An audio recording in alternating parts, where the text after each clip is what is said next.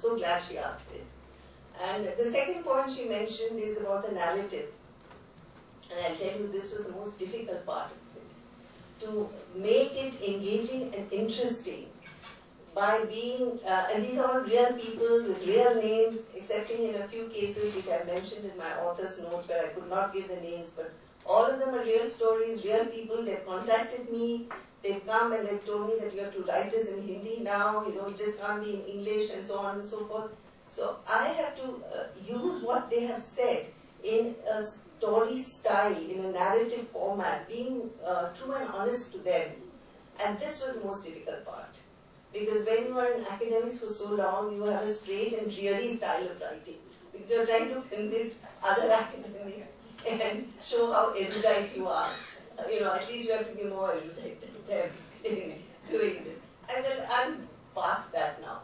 I'm not interested in that. I want to do things and say things which might make a difference. And that is my second answer to your question.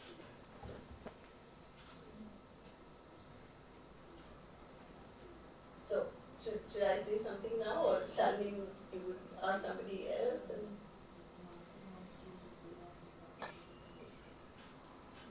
Yes, of course.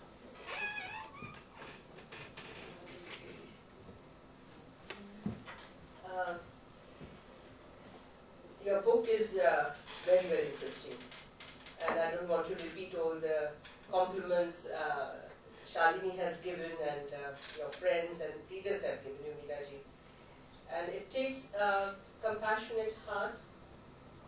It takes a lot of concern, real concern, to come down from the pedestal of your academia to do this kind of research and contacts and put it down. So all salams to you.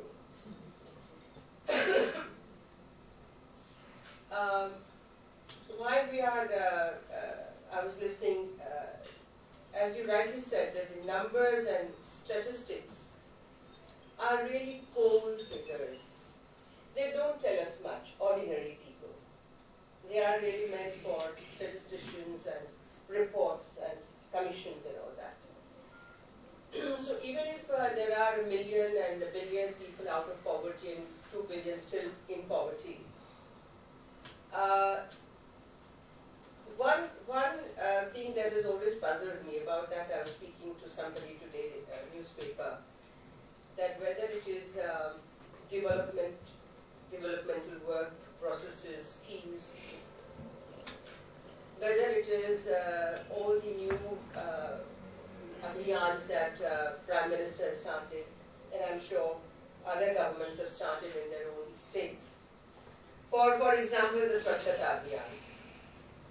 I bring it out because not only that I have the honor of being on the Navaratnas, but it made me think. It has made me think in a kind of a chain. That what, how, where, when, kya karenge? Swachhata, okay. Cleanliness. Cleanliness is next only to godliness. We know that. I mean, these have all become cliches, and I don't think we should revel anymore in cliches. But Swachhata, Shuchita, Pavitrata. I will take it to a next level in thinking that poverty, spiritual poverty, emotional poverty, that affects and afflicts a lot of people who are not otherwise poor at all. And my concern is also, as Meeraji, I'm sure yours is inside you, and I'm sure all the ladies present here, that that poverty is more dangerous, is more debilitating, more degrading, because there are millions of instances where poor, quote-unquote people have shown such largeness of heart, such nobility, such generosity. But it is that where also we are lacking. And I could read between the lines, I could pick up a few of your characters and empathize with them, and I really thought that your mind was also towards those kind of characters. On page 112, I think, I just happened to open, and the lady, Nisha, you said she's a nutter, from the nutter community. And I said, I'm also from that community. Wow. I'm a nutter, no? Nut is Nataraj, Shiva, and nut is all who dance, either physically or mentally, emotionally, whichever way. And that she was able to defeat the Jat. So nut and Jat, and I loved all that kind of a thing, play on the words and play on the... But here are examples of people who rise from the dal of life in which they've been placed either by birth or by circumstances and have risen like the lotus. This is where, again, I say that I would like to emphasize, Meeraji, that in all your endeavors henceforth, because I think you've made a very bold, beautiful statement with your book. And in your future readings and writings, I really would wait to read more about this. How spiritually strong people, even if they live in a hut or live under a tree, have nothing else to offer but some wisdom, some vibrations, a pearl-like thought. May I just take 2 more minutes? And because I like to offer always drishtanta examples. I don't know how many of you have heard of Tukaram, the great Maharashtrian saint, okay? We always hear of the male saints.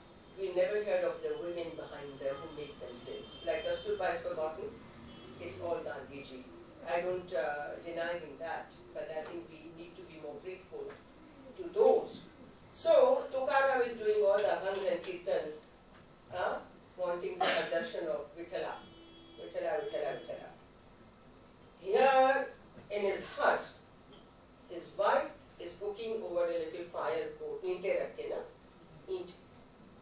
Or she's feeding her saas and sasu. Lukha, sukha, roti, jawar, whatever. Vithoba, Vithala, and Rukmani. Rukmai she's called.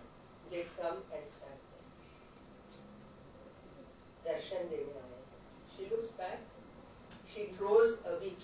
That's from there comes Vithala. Eat, ko wheat kehte. Wheat. I will finish my service to my in-laws. She's poor. They are poor. She's not poor. She's the richest. She had the darshan, not poor Tukaram. He kept doing Vithala.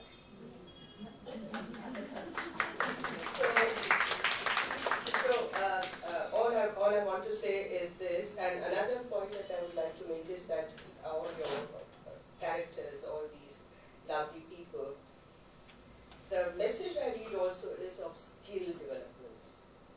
Because it's now a big thing, and I'm glad there's a separate ministry for that. But I think we are all individual ministries. We should all become individual ministers and take upon ourselves to help people develop their skills. I've had Muslim boys and young men learning who become dancers, who become teachers, and who are doing social work in their small towns and villages. And especially because they're Muslims, they have become great examples. And they come from very, very PWR families. I mean, I end up, we take them on as our own family. That's what we learn in our own tradition. Skills of making drums, skills of making rangoli, skills of making colors. There are 1,001 skills which India has, all the clothes that we wear. How to spin, how to prepare the... Yeah. कितनी चीजें हैं जो हम भूल रहे हैं, and those are the kind of skills which are easily learned and giving you money. So somewhere, I think this message also can come through and has come through, that skill development is not only for ministers and their bureaucrats, it is for all of us to take a look at and to help people develop. And I once again would like, I have no question. In fact, Shalini has a question. That's wonderful. My, again, compliments, thanks for this wonderful book, Miraji, and I'm going to circulate it among my friends as well, and we await your next. If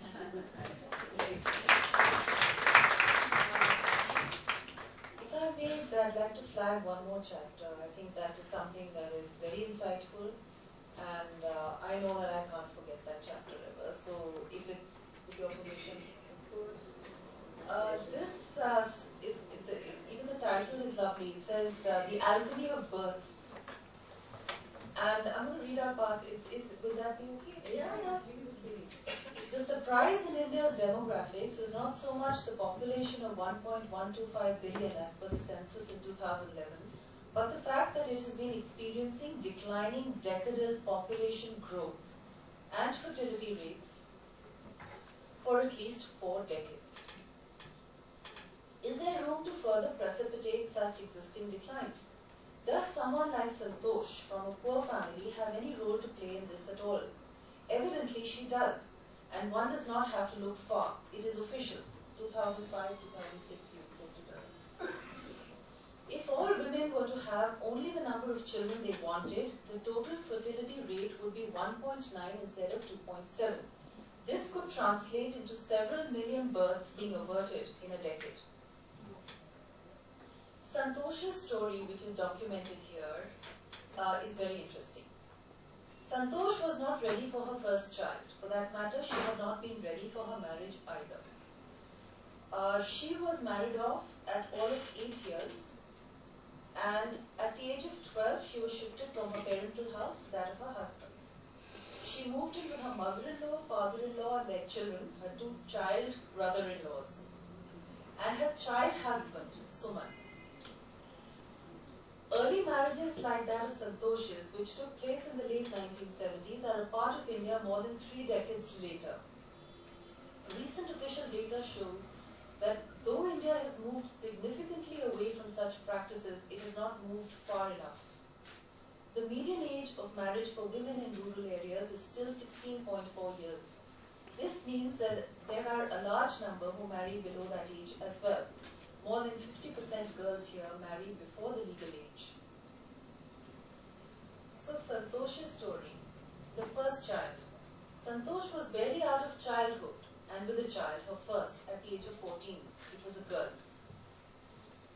We want a boy, her mother-in-law had said to her, dispelling any doubts she may have had on the matter and echoing the collective sentiments of elders, neighbors, friends, and society at large. Now, the interesting part of this story is that her second child was a boy. And we know that the government's family planning program initially had a poster which said Hum Do, Hamare Do, and it showed a boy and a girl. I once spoke to a secretary-level officer in the government of India who actually handled that family planning program. And he went into the interiors and he went into this little house where this woman had umpteen children. And this poster was on the wall. And he asked that lady, he says, "Aap abhi wo karwa rahe hain, that contraceptive, whatever that must be or whatever. But you already have so many children, why are you getting it done now? And what about this poster?" So she says, "नहीं, सरकार ने कहा है कि इतने बच्चे करें." She says, "नहीं, सरकार ने कहा है एक लड़का एक लड़की." She says, "हाँ, जब तक लड़का नहीं होता, तब तक."